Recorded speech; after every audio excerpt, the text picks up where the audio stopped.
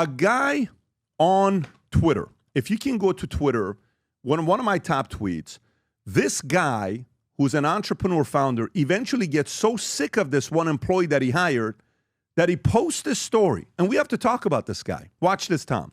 This gets 23 million views. Wow. A guy named Suhail, Rob, let's see how many followers he's got. Can you just go on his profile? I don't know how many followers he's got. So look at this. He's got 370, is that 377,000 or 30? He's got 377,000 followers. He puts this tweet, go back, if you could, Rob. Watch this, Vinny. Tom, this is very important. There's a guy named Soham Parekh in India who works at 3 to 4 startups at the same time. He's been preying on YC companies and more. Be aware. I fired this guy in his first week and told him to stop lying, scamming people. He hasn't stopped. A year later, no more excuses. He puts them on blast, okay? Now, you're going to see what this guy does, Vinny. We're going to get right into it. Okay. So this guy, if you go a little bit lower, somebody watches saying, why would anybody put him on blast? That's his resume. 90% fake.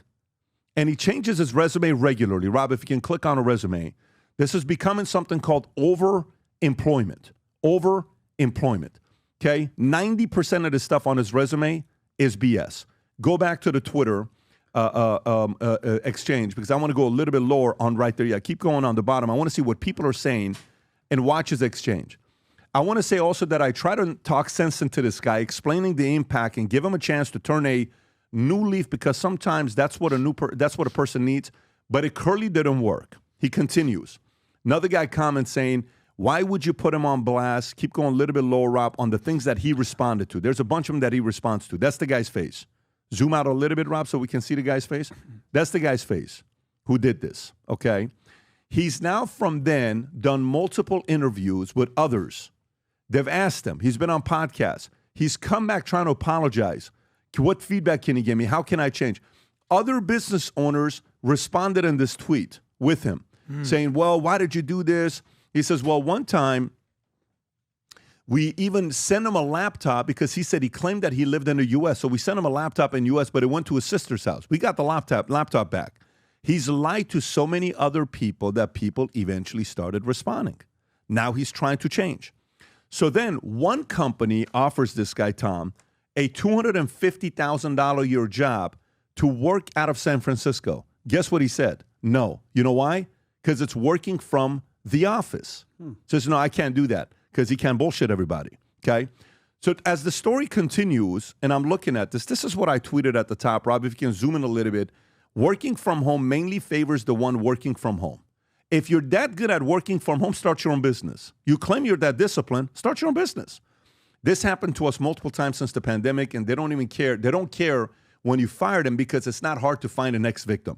These types of people are going to find so many business owners to go through. The case study gets even more interesting, Tom, which is actually funny to be thinking about. So one company gets so sick and tired of being taken advantage of so many times that they hire a guy named Eric. Rob, if you can have Brandon send you the story to show, it's so funny. They hire a guy. They claim his name is Eric. Eric has one job. You know what his job is? To go out there and find all the employees that work for this company who are abusing it, Vinny. So all day long, he is investigating the hundreds of employees that work from home for this company to find how many other jobs they have that they're lying. That's his job. Oh, man. Did you understand what I just said? Yeah. So what is his job? He's finding other people that are lying who the company's paying you W-2 salary, all the other stuff. Guess what the guy ends up doing a few months later after he investigates these guys? What? He says, holy shit, this is a brilliant idea. He starts doing it. So he gets multiple jobs. He now makes $300,000 off of 3 or 4 jobs.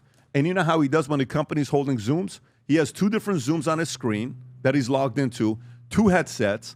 When it comes time that they're talking to him, guess what he does? He accidentally closes the video on this one, answers the question here. Then when he has to answer, he closes the video on this, answers it over here. And when they ask what happened, he says, I just had internet connection. Oh, wow. And he's been able to do this with 4 jobs, make $685,000 a year with overemployment. Tom, when you hear a story like this, what do you think about it with this overemployment concept? Well, I think about several things, and let's go through them here. The first thing, This has been going on in Silicon Valley for a lot of years, where they feared that engineers are doing double jobs, especially the ones that lived in India, where they would hire a junior engineer to work with them. So let's say you're paying me $120 and Adam's paying me $120. I'm making $240, and I'm giving $50 US to a junior engineer with me in India. So I'm basically operating myself almost as a small IT service company. And then, well, if I got 2, maybe I could get 3. And it was happening. Here's what is very interesting about this. So HR groups, who's going to be the most pissed about this when they find out about the overpayment? Because you're really not getting what you think you're supposed to be getting. The CEO? It was the investors. Yeah. The investors are saying, the CEO saying, so Pat's been on boards. He'd be like, Tom, HR reports to you. What the hell? Are we getting the quality we're supposed to be getting? And worse, is our code getting out to other people that might be seeing some of our advanced products coming in the future? Tom, stop stuttering. What are we doing at HR to ensure that the people that are our remote engineers are in fact doing it for us? So you had boards that were piping up. Now, guess what? It goes a layer deeper. Because of all the AI hiring and some of the stuff that people were trying to do, what is the last thing that Silicon Valley usually puts on new inventions? Compliance, controls, and restrictions. Because it costs money to put that there. They'd rather say, Vinny, this is the best software ever. Use it for your company. Sign here for a SaaS contract. Oh, thank you so much. I get to be and by the way, we give you 20% off to be an early customer. Boom. So guess what? The last thing's in there is control. What is the last thing that came onto Facebook that they then got dragged before state attorney generals? Controls about bullying, controls about porn, controls about what young kids were seeing. Remember? Why wasn't that in the beginning? Because there were documents inside Meta, because you were making money on ads doing it that way. And so controls, restrictions, and compliance comes later. So what's happening right now is the inmates are running the asylum. That is the one big headline here. The engineers are using the very tools and techniques of technology and remote work to fraudulently have multiple jobs. And some of them are actually trying to deliver by having junior engineers with them. And so what's going on now that's in the sheer light of day is Silicon Valley doesn't want to talk about that the inmates are actually running the asylum, that they don't have controls, they don't have restrictions. And when they hire a compliance officer, the compliance officer said, why am I running around busting my ass for $140,000 a year? That was the last guy Pat talked about. I could invent 2 more compliance officers. I could make 300,000 checking up on people. So guess what? The cop that was watching all of the prohibition in Chicago said, I can make more money actually helping and being part of this than just being a cop. You know what? That's what I'm going to do. That's the story, by the way. Look at this. A millennial made $300,000 secretly working multiple jobs while tasked with catching others doing the same. Wow. The cop decided to be part of it and make money. That's right. And the guy that claimed he had 4 or 5 jobs, all nonsense, like he wasn't working, he claimed he was working 140 hours a week, and he graduated from Mumbai University. This is one of the interviews. He actually doesn't answer the question. You can play the first 30 seconds to just kind of hear how he talks. Watch this here. Go for it. Not true. It is true. And yeah, I would love to add color to it, but that is true. Yeah, I guess the question is, do you believe that you were in violation of your own employment contracts, or do you believe that there was some sort of legal loophole that allowed you to do this without committing any sort of legal violation? I mean, honestly, I think going back to like how it even like started to happen and what the motivations were, would probably have a lot of stress. Obviously, I would want to like preface with saying like I'm not proud of what I've done. That's not something that I endorse either. You can pause it right there, Rob. So the question becomes this, Tom. Whose fault is this? Well, it's the moral failing of the employees. So that's bad that the employees did this. But guess what? It's what I was talking about. Silicon Valley got scammed by some of its own tools and techniques. And there's a lot of companies out there that suddenly realized this was going on. And it's like, it's their fault. I think the investors are the ones should be upset. This is, wait a minute. You caused this. You told me people were going to work for home, but you were going to check up on it. Obviously, you didn't. Obviously, you didn't have the tools in there. Well, wait a minute. Can you tell me that these people working 2 jobs weren't stealing our code, using it for other things? Well, wait a minute. No, you can't tell me that. And so when you allow people to work remote, and then you put all in these tools that enable remote, and then the backgrounds and everything that you can put on Zoom to make remote look as authentic as possible, you open yourself up to it. And so you know what? The companies that allowed it, Pat, open themselves up to it. And guess what? You can't open a bank nowadays without compliance and being, have the right kind of people there and controls the regulations. But in the wild west of Silicon Valley, you could do what you want, and it's left to the board and the CEOs to make the decisions to say, look, this all on them. I put on the employer. It's them. I put on the entrepreneur. Adam, I want to go one more story, but go for it. Your thoughts with on you. this? Well, I might be a little counterintuitive here, but what's the big deal here? Because on one end, we're making fun of people who don't work their tail off and don't respect work-life balance, or basically want to do the 4-day thing and 30-hour thing. I'm not advocating for what this guy's doing, but we're telling people, go get side hustles, go get the gig economy, basically keep working, get your, increase your market share. That's not what he's doing. He's not doing Uber on the weekend. Don't conflate the two issues. Hold on, Tom. He's defrauding 3 companies simultaneously, claiming to be working for them full time. That's what it is. Okay, but here's my question. If he's actually doing a good job and he's supposed to be working 40 hours. He's not getting his job done. That's why the guy fired him after a week. Then if he's not doing a good job, if then you just would have fire paid the guy. attention to the story, you would have known that that's what I said in the first 30 seconds. So let me go to the next story. That's how he got busted. The idea with we this suddenly guy, realized things were late, not happening. Sometimes I wonder why I talk. The idea with this story is the following. It's on the employer, but it comes down to the following. 5 years ago during COVID, everybody said, go get the bag and get your money. Go, if another person pays you whatever, multiple, whatever, do it. I had a guy that got a raise with us due to threats, and one of my COOs gave him a raise 3 times. And the last time he asked for the raise, I said, now it's on you. He's schooling you, and you're falling for the trap. The guy ends up going from a $55,000 a year salary to a $120,000 at another company. The company realizes he's not real. They end up firing the guy, and he's back to making $55,000 a year. We had a guy just last year, okay, who we were paying W-2. That's what I'm telling you. It's on you, on us. Mm-hmm. Guy's got a W-2 full-time job with us. We're on a Zoom. Let's just say this guy's working out of Arizona. And I know, because of people that he's working with at his new company, that he's working 2 multiple full-time jobs. I'm paying a full-time salary. This guy's got 2 full-time salaries. And I know he's got a full-time salary because the guy from the other company knew us because of Valuetainment related, and he told us. Mm-hmm. Do you understand what's going on here? Yeah. So he moves to he moves to the other city, claiming that he's still working full-time for us from the city that we hired him from, because where his family's from.